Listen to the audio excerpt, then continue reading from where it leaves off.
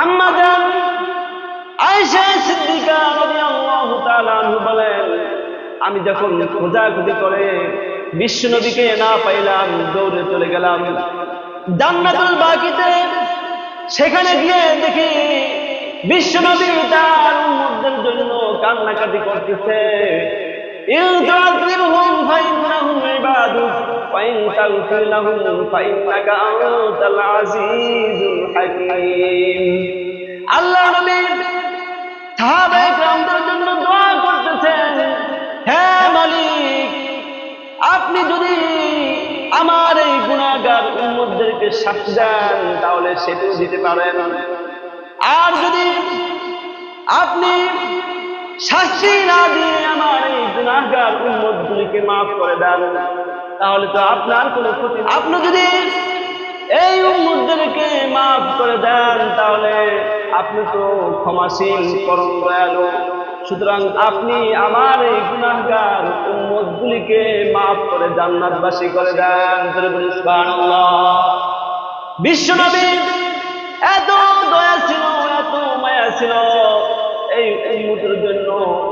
গভীর রাত্রে নিজের ঘুম ছেড়ে দিয়ে তিনি জান্নাতুল বাকিতে গিয়ে দোয়া করতেছেন, হে আল্লাহ, দয়া করে মেহেরবানি করে আল্লাহ আপনি এই উম্মতকে মাফ করে দেন। সেই নবী বলতেছেন, যারা জামাত ছাড়া বাড়িতে বসে একা একা নামাজ পড়ে, আমার ইচ্ছে হয় তাদের ঘর বাড়ি আমি জ্বালিয়ে দেই। এজন্য আমাদেরকে এই মসজিদে এসে জামাতের সঙ্গে নামাজ আদায় করার দরকার আছে না নাই? আরো জোরে বলেন, আছে না নাই? এজন্য বিশ্বনবীর শাফাআত পেতে হলে, বিশ্বনবীকে যদি আমরা পেতে চাই তাহলে এই মসজিদে এসে 5 ওয়াক্ত নামাজ জামাতের সঙ্গে আদায় করতে হবে। আজকে আমাদের আলোচনার বিষয় হলো জামাতের সঙ্গে নামাজ আদায় করার গুরুত্ব ও ফজিলত সম্পর্কে। এই জামাত খুবই একটি গুরুত্বপূর্ণ বিষয়। এই জামাতের মাধ্যমে সকল ধরনের, সকল মতের মানুষ যেমনি ভাবে ঐক্যবদ্ধ হয় পৃথিবীতে, আর এমন কোনো পন্থা নাই, পদ্ধতি নাই যে সকল মানুষকে এমন একত্রিত করতে পারে। এই জামাতের মাধ্যমে যত ধনী লোক আছে, গরিব লোক আছে, রাজা বাদশাহ প্রজা সহ সকল মতের সকল মানুষকে এক কাতারে দাঁড়ানো সম্ভব হয়। দেখা যায় আমাদের মধ্যে হয়তো বিভিন্ন আকীদা নিয়ে, বিভিন্ন দলের কারণে, মতপার্থক্য থাকার কারণে আমরা দেখা যায় অনেক সময় একসাথে বসতে পারি না, একসাথে খাইতে পারি না, একসাথে ওঠা বসা করতে পারি না। কিন্তু যখন আমরা নামাজে দাঁড়াই তখন সকল ভেদাভেদ ভুলে গিয়ে সকলে এক কাতারে দাঁড়িয়ে আল্লাহ রাব্বুল আলামিনকে সিজদার মাধ্যমে জানান দেই যে আমরা এই নামাজের ক্ষেত্রে সবাই এক। দেখা যায় এই নামাজ পারে সকল মানুষকে একত্রিত করতে পারে। আল্লাহ রাব্বুল আলামিন এই নামাজের ব্যাপারে অনেক জায়গায় তাগিদ দিয়েছেন এবং সূরাতুল বাকারার মধ্যে 1 নম্বর পারার 6 নম্বর পৃষ্ঠায় আল্লাহ রাব্বুল আলামিন এই জামাতের প্রতিও গুরুত্ব দিয়েছেন। আল্লাহ রাব্বুল আলামিন বলেছেন, وَأَقِيمُوا الصَّلَاةَ وَآتُوا الزَّكَاةَ وَارْكَعُوا مَعَ الرَّاكِعِينَ। আল্লাহ রাব্বুল আলামিন বলেন, হে আমার বান্দারা, তোমরা নামাজ কায়েম করো, ওয়াতুজ যাকাত, আর তোমরা যাকাত প্রদান করো। কি প্রদান করো? যাকাত প্রদান করো। ওয়ারকাউ মা'র রাকিঈন, আর রুকুকারীদের সঙ্গে তোমরা রুকু করো। আল্লাহ বলেন যে তোমরা নামাজ কায়েম করো। এই নামাজ কায়েম, নামাজ প্রতিষ্ঠা কয়েকভাবে হয়। পারিবারিকভাবে নামাজ কায়েম করতে হবে, সামাজিকভাবে নামাজ কায়েম করতে হবে, এবং রাষ্ট্রীয়ভাবে নামাজ প্রতিষ্ঠা করতে হবে, যাতে করে রাষ্ট্রের মধ্যে কোনো বেনামাজি খুঁজে পাওয়া না যায়।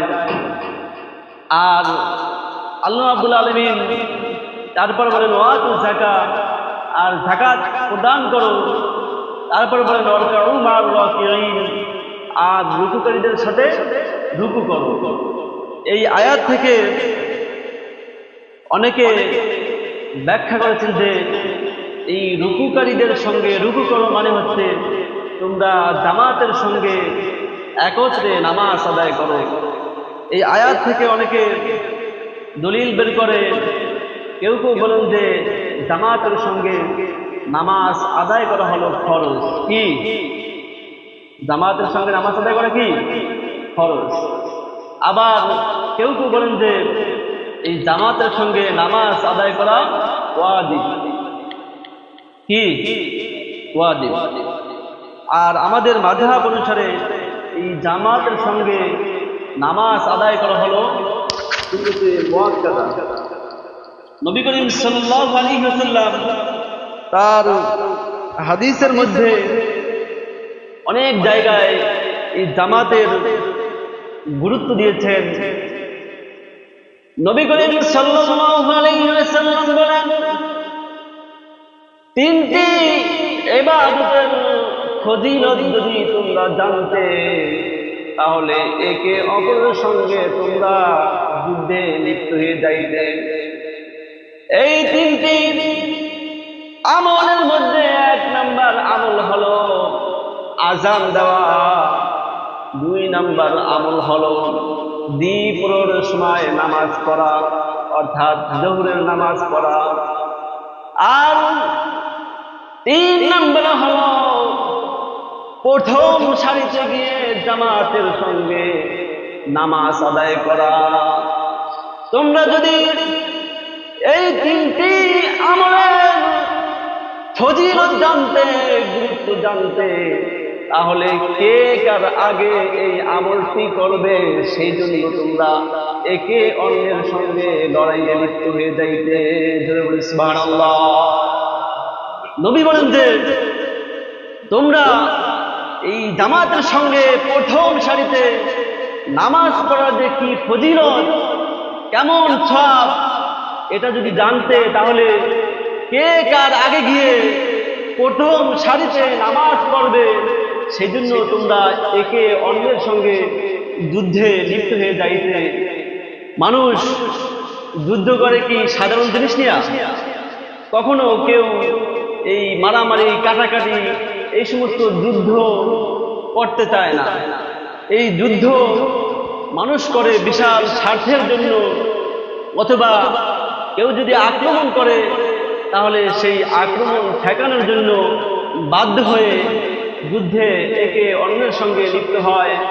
অর্থাৎ নবী বুঝাইতে চাইলেন যে এই জামাতের সঙ্গে প্রথম কাতারে নামাজ পড়া যে কত গুরুত্ব, এত ফজিলত তোমরা জানলে যুদ্ধে লিপ্ত হয়ে যাইতে। এজন্য আমাদের উচিত হলো আগে আগে এসে এই প্রথম কাতারে জামাতের সঙ্গে নামাজ আদায় করা। কিন্তু আমরা সবাই চেষ্টা করি যে কিভাবে সবার শেষে এসে একেবারে শেষ কাতারে নামাজটা কোনো রকম পড়ে কিভাবে মসজিদ থেকে বের হওয়া যায়। মসজিদ থেকে বের হতে পারলেই আমি বাঁচলাম। মনে হয় যে এখানে কোনো আযাব দিচ্ছে, এখানে কোনো শাস্তি দেওয়া হচ্ছে, এখানে থাকলে মনে হয় আমার অনেক কিছু নষ্ট হয়ে যাচ্ছে, যার কারণে আমরা মনে করি যে এই মসজিদ থেকে বের হয়ে এই দোকানে গিয়ে এই টিভি দেখলে আড্ডা দিলে মনে হয় আমি খুব শান্তি পাবো, আমি বেঁচে গেলাম। কিন্তু নবী বলেন যে প্রথম কাতারে গিয়ে নামাজ পড়ার ফজিলত জানতে পারলে তোমরা একে অন্যের সঙ্গে যুদ্ধে লিপ্ত হয়ে যাইতে। এজন্য আমরা সকলেই চেষ্টা করব যে প্রথম কাতারে গিয়ে সব সময় নামাজ পড়ার। আর নবী করিম সাল্লাল্লাহু আলাইহি ওয়াসাল্লাম আবু দাউদ শরীফের 551 নম্বর হাদিসের মধ্যে বলেছেন, যে ব্যক্তি বিনা ওজরে কোনো ওজর ছাড়া কোনো অজুহাত ছাড়া এই জামাত তরক করে, জামাত ছেড়ে দেয়, তার নামাজই কবুল হয় না। সাহাবায়ে কেরাম জিজ্ঞেস করলেন, ইয়া রাসূলুল্লাহ, ইয়া হাবিবাল্লাহ, ওজর বলতে আপনি কি বুঝাচ্ছেন?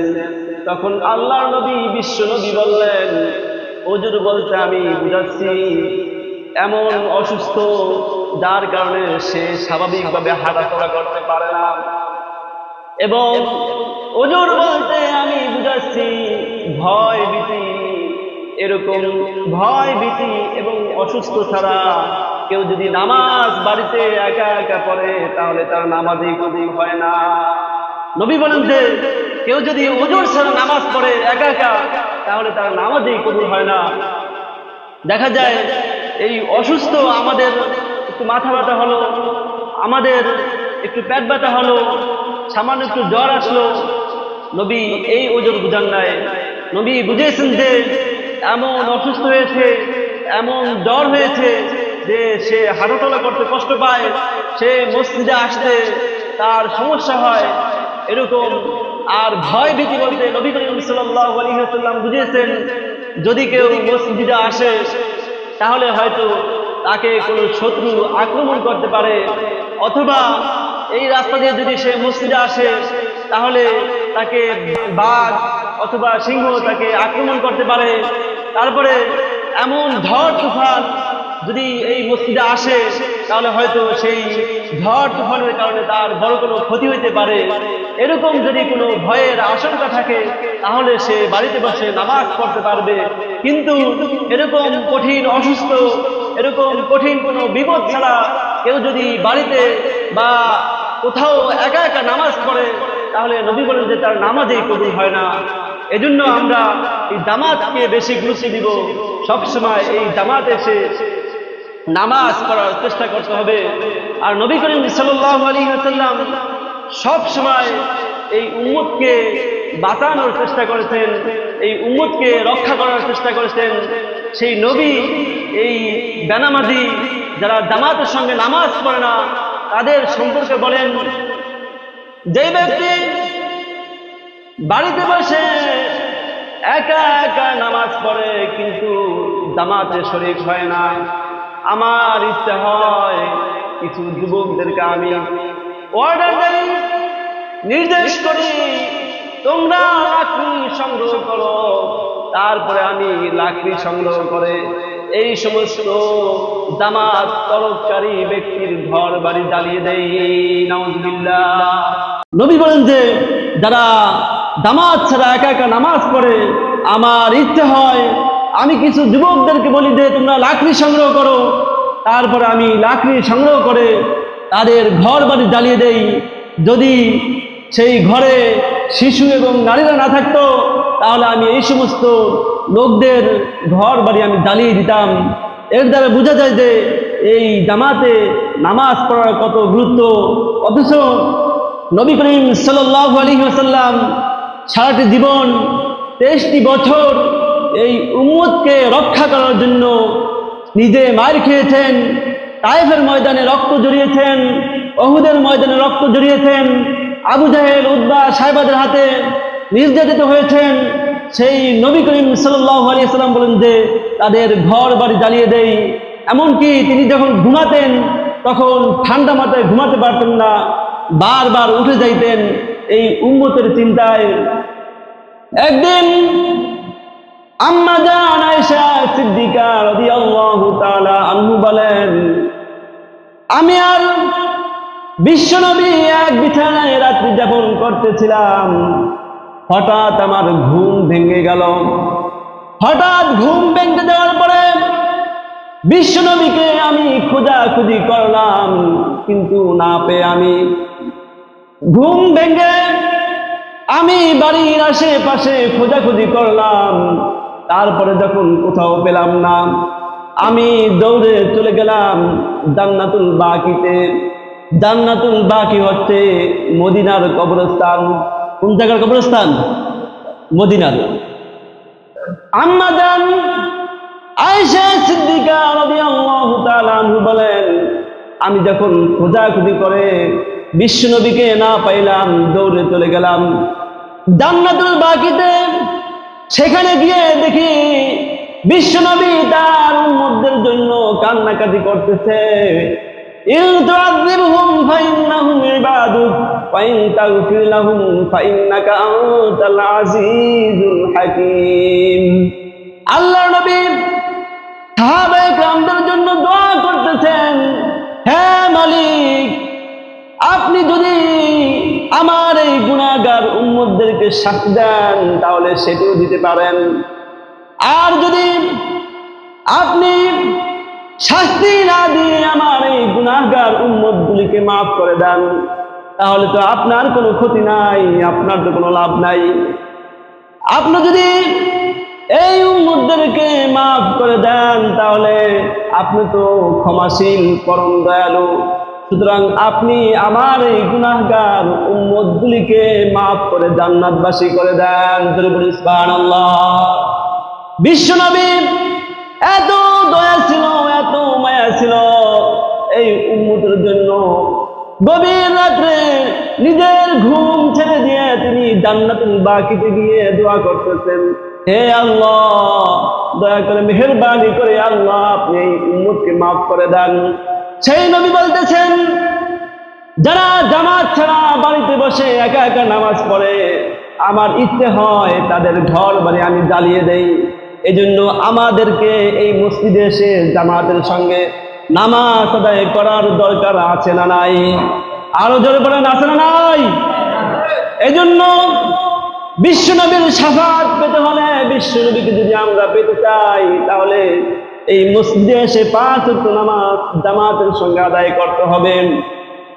আর এই জামাতের খুবই গুরুত্ব, খুবই ফজিলত নবী করিম সাল্লাল্লাহু আলাইহি ওয়াসাল্লামের কাছে সাহাবায়ে কেরাম এসে বলল, ইয়া রাসূলুল্লাহ, ইয়া হাবিবাল্লাহ, আমাদের বাড়ি অনেক দূরে, আসতে আসতে অনেক সময় লাগে। এখন আমরা আপনার মসজিদে নববীর কাছে এসে বাড়ি করব। আল্লাহর নবী বিশ্বনবী বললেন, ও আমার সাহাবারা, তোমাদের এই মসজিদে নববীর কাছে বাড়ি করার প্রয়োজন নাই।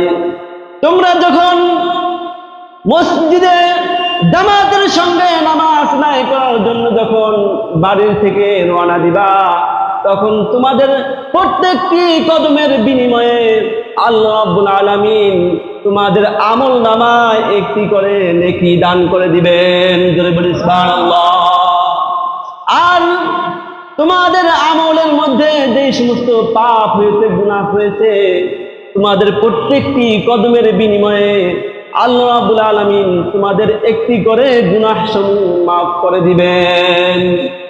নবী করিম সাল্লাল্লাহু আলাইহি ওয়াসাল্লাম মুসলিম শরীফের 650 নম্বর হাদিসের মধ্যে বলেন, সালাতুল জামাআতি আফদালু মিন সালাতিল ফারদি বি27 দারাজা। এই বাড়িতে বসে, দোকানে বসে, বিভিন্ন জায়গায় একাকী নামাজ পড়ার চাইতে মসজিদে এসে জামাতের সঙ্গে নামাজ আদায় করলে আল্লাহ রাব্বুল আলামিন তোমাদের আমল নামায় 27 গুণ বেশি সওয়াব দান করে দিবেন। সুবহানাল্লাহ বলেন, আরো জোরে বলেন সুবহানাল্লাহ। আল্লাহ রাব্বুল আলামিন আমরা যদি এই মসজিদে এসে জামাতের সঙ্গে নামাজ আদায় করি তাহলে বাড়িতে নামাজ পড়লে যেই পরিমাণ সওয়াব পাবো, নবী বলেন তার চাইতে 27 গুণ বেশি সওয়াব আমাদের আমল নামায় আল্লাহ তাআলা দান করবেন। এজন্য আমাদের উচিত হলো সব সময় এই 5 ওয়াক্ত নামাজ এই মসজিদে এসে জামাতের সঙ্গে আদায় করা। যেহেতু এই জামাতের খুবই গুরুত্ব, এই নবী করিম সাল্লাল্লাহু আলাইহি ওয়াসাল্লাম এই জামাতকে খুবই গুরুত্ব দিয়েছেন। এই জামাত আমাদেরকে অবশ্যই এই চেষ্টা করতে হবে যে কিভাবে জামাতের সঙ্গে নামাজ আদায় করা যায়। আমরা দেখা যায় এই দুনিয়াবী কাজের জন্য সব সময় চেষ্টা করি এটা কিভাবে করা যায়, দেখা যায় সম্ভব না হইলেও চেষ্টার মাধ্যমে সম্ভব করি, কিন্তু আমরা পরকালের ব্যাপারে আল্লাহ তাআলার ব্যাপারে আমরা খুবই গাফেল।